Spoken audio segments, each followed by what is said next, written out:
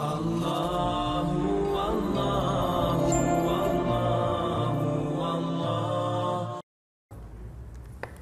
pernah melakukan zina dan minum minuman keras. Bagaimana dengan amal ibadah yang saya lakukan saat ini, dan bagaimana dengan hukum Islam tentang rajam dan potong tangan dan lain-lain? Apakah saya masih bisa berharap surganya Allah? Mohon nasihatnya Ustaz. Pertama sekali, hukum dalam Islam kisos. Potong tangan, dipenggal lehernya, potong tangan kalau mencuri, dipenggal kalau membunuh, dirajam kalau berzina. Ini berlaku bagi orang yang kepergok.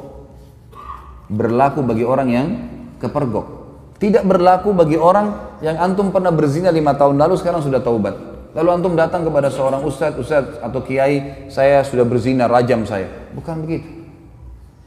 Makanya hadis Bukhari yang menjelaskan, seorang wanita pernah datang kepada Nabi SAW dan berkata, ya Rasulullah, saya sudah berzina dan saya hamil dari zina. Dia buat pengakuan. Apa kata Nabi SAW?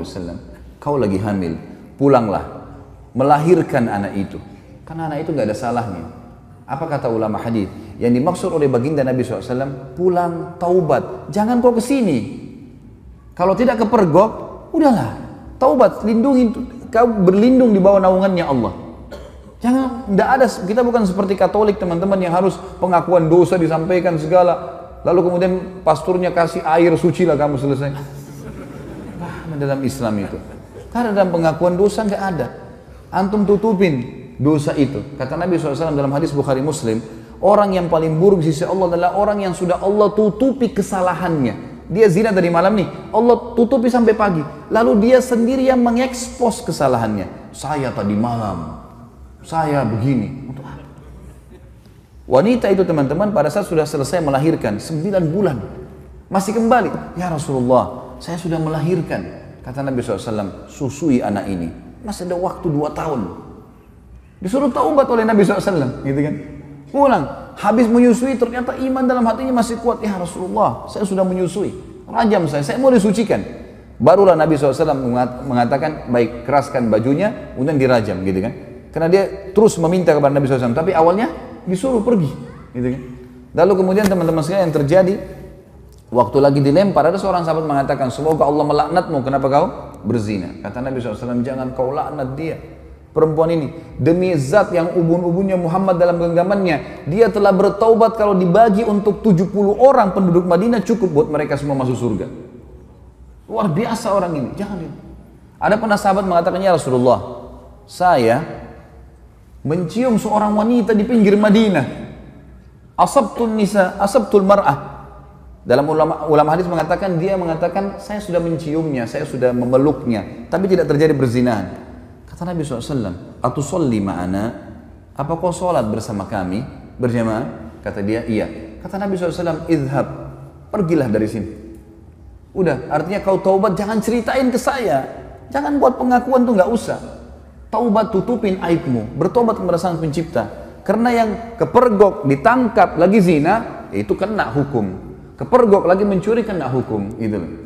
Pernah ada sahabat datang mengatakan, ya Rasulullah, saya berzina, dalam hadis Bukhari semua ini. Kata Nabi SAW sambil, ini orang lagi berhadap begini, Nabi SAW alihkan ke sana. Mungkin kau hanya menciumnya. Nabi SAW alihkan dia. Mungkin kau, jangan datang ngaku sini, pergi sana taubat, gitu loh. Kata Nabi SAW, mungkin kau hanya menciumnya. Dia datang ke sini, ya Rasulullah, saya telah berzina. Nabi SAW alihkan lagi ke sini. Mungkin kau hanya memeluknya sambil tidak melihat wajahnya orang ini. Dia datang lagi, ya Rasulullah, saya sudah berzina. Nabi SAW balik lagi ke arah kiri. Mungkin kau hanya begini dan begitu.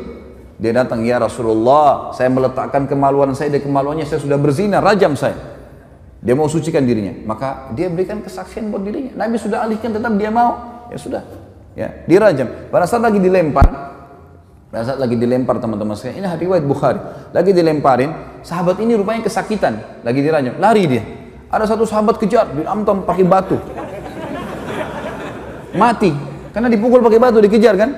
Kata Nabi SAW, halla taraktumu fayatubu yutubullahu alaih. Tidakkah kalian biarkan aja dia pergi, semoga saja dia taubat dan Allah terima taubatnya. Karena ini shock terapi sebenarnya kan, supaya dia tidak ulangi. Dalam Islam tidak ada teman-teman, begitu orang buat ngaku penggal lehernya, ngaku potong tangannya, bukan itu.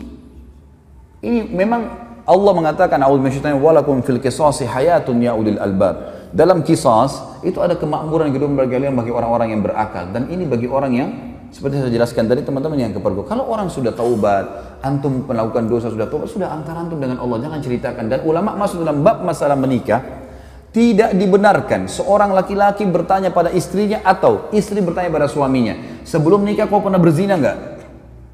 Ini nggak boleh ditanyain dan tidak boleh dijawab. Yang ditanya nggak boleh jawab. Untuk apa? Baik kalau dia bilang iya saya pernah zina, hah? Gimana? Untuk apa nanya? Sekarang depan mata saya ini istri saya, ini suami saya, selesai. Yang saya tahu zahirnya adalah orangnya baik, itu hukum kita. Jangan korek-korek yang kita tidak tahu, nggak usah. Nggak perlu. Nggak usah periksa-periksa HP, ngambil tugasnya malaikat. Lah iya, Allah titip malaikat kiri kanan nggak? Yakin nggak dengan itu? Apa fungsinya? Kiraman katibin kata Allah. Tugasnya nulis, ngontrol suami kita di mana, istri kita di mana, dia yang nulis. Dan tidak ada yang luput dari penglihatan Allah SWT. Tidak ada dosa yang luput. Jangan repot-repot kita yang sibuk hubungi siapa, bicara sama siapa, habis umur untuk itu. Saya bilang sama istri saya nggak akan periksa HP-mu. Urusan kamu dengan Allah. Saya cuma ingatkan, tapi sesuatu yang salah depan mata saya luruskan. Dan saya tentram hidup dengan cara seperti itu. Gitu kan? Gak usah repot-repot, ada urusan sama Allah, kita selalu ingatkan kepada Allah SWT. Ini gak usah repot-repot, ini sekretaris dua ini luar biasa, gak tidur, gak capek. Ma yalfidhu min qaulin, kata Allah, tidak ada satu kalimat yang terlewat illa ladaihi raqibun atid, kecuali dirakib, dikontrol, diawasi, dicatat semua. Jadi nggak ada sesuatu yang membuat harusnya kita melampaui batas, teman-teman sekalian. Jadi seperti itulah hukum syar'i, ya. Dan yang menjatuhkan vonis hukuman qisas hanya pemerintah setempat.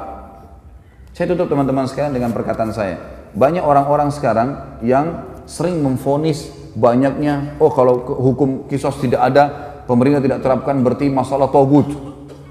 Togut ini berarti yang disembah selain Allah. Teman-teman sekalian, wahai anak-anak muda muslim, tenangkan pikiran, masukkan iman dalam hati, jangan terbawa dengan arus fitnah yang terjadi. Main vonis pemerintah Indonesia ini kafir, pemerintah ini kafir, pemerintah ini kafir. Ya akhi, siapa kamu? Duduklah, ibadahlah kepada Allah, azan ke masjid, baca Quran, perbanyak ibadah, jaga mulut. Kata Nabi SAW, man kana yu'minu billahi wal akhir falyakul khairan aw liyasmut. Siapa yang mengaku beriman pada Allah dan akhir, dia cuma ucapkan yang baik, yang dia tahu dan dia tahu bermanfaat buat dia di akhirat, atau dia diam. Jangan ikut campur, nggak usah. Sekarang antum memvonis si fulan tidak benar, si fulan tidak benar. Dari mana ilmu antum tidak benar? Indonesia ini bukan negara Islam. Tapi teman-teman sekalian, berapa presiden kita? 5 atau 6 sebelumnya yang sampai sekarang Muslim atau bukan? Muslim.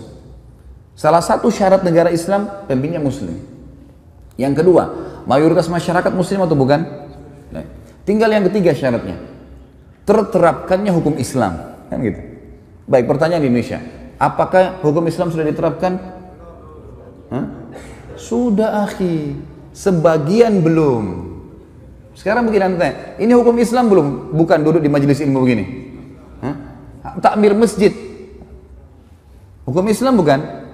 Azan dikumandangkan, 5 waktu sholat dikumandangkan. Kalau kita Ramadan diiklanin nggak? Baik, kalau kita pergi haji, jemaah haji pergi nggak? Pemerintah buat nggak program haji? Puasa Ramadan, zakat, ada badan zakat nasional, kita bebas. Antum sekarang buat yayasan, kumpulin zakat, sedekahkan, buka rumah anak yatim, buka pesantren. Kita punya pengajian agama, antum nikah dengan cara Islam bukan? Baik, antum cerai Islam. Ada majelis ulama enggak di Indonesia? Teman-teman sekalian, yang belum diterapkan di Indonesia apa?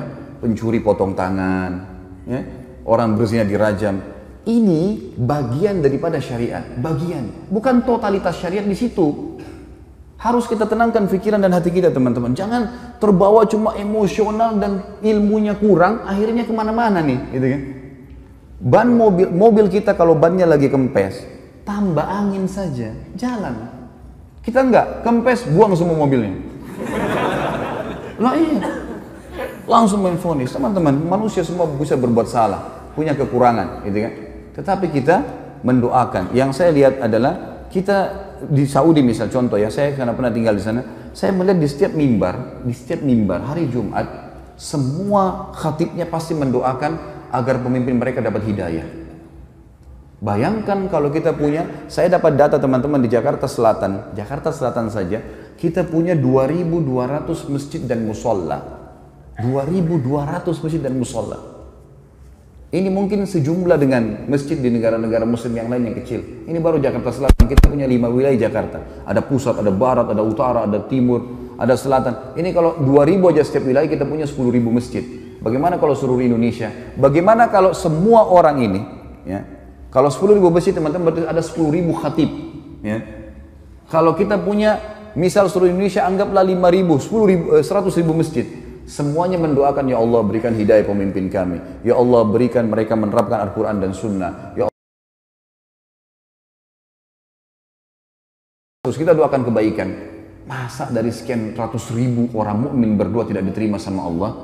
Daripada kita main vonis, kita main salahkan, comot sana, ganti sini, vonis ini. Kehidupan apa ini gitu?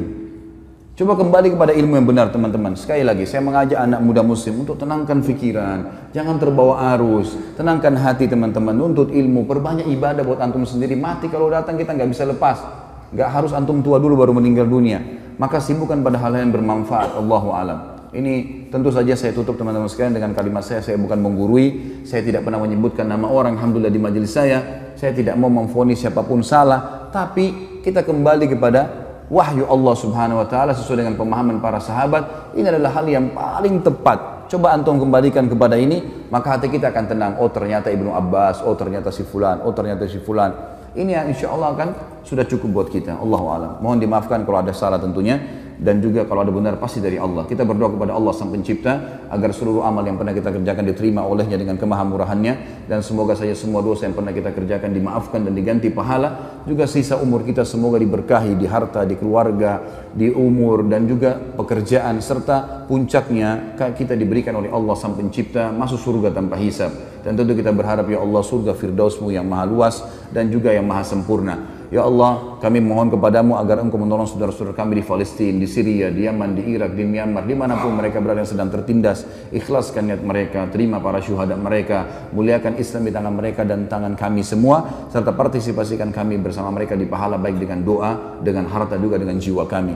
Dan semoga dengan kemahamurahan-Mu ya Allah yang kami yakin Engkau sedang melihat kami sekarang, dan juga malaikat-Mu sedang menghadiri majlis ilmu ini, agar Engkau menyatukan kami semua di surga Firdaus-Mu tanpa hisab, di mana Engkau satukan kami di majlis ilmu yang mulia ini. Tentu selanjutnya teman-teman sekalian kita berdoa, kita berharap agar Allah Subhanahu wa taala sekali lagi mengikhlaskan niat kita, menjadikan majelis ilmu ini sebagai ilmu yang bermanfaat. Dan saya memohon ampun bila ada sesuatu yang salah kepada Allah Sang Pencipta, dan juga untuk saudara kita semua yang hadir di sini, dan kedua orang tua kita dan seluruh muslimin dan muslimat, agar semuanya dimaafkan kesalahan-kesalahannya. Subhanakallahumma wa bihamdika asyhadu an la ilaha illallah astaghfirullah wa atubu ilaik. Wassalamualaikum warahmatullahi wabarakatuh.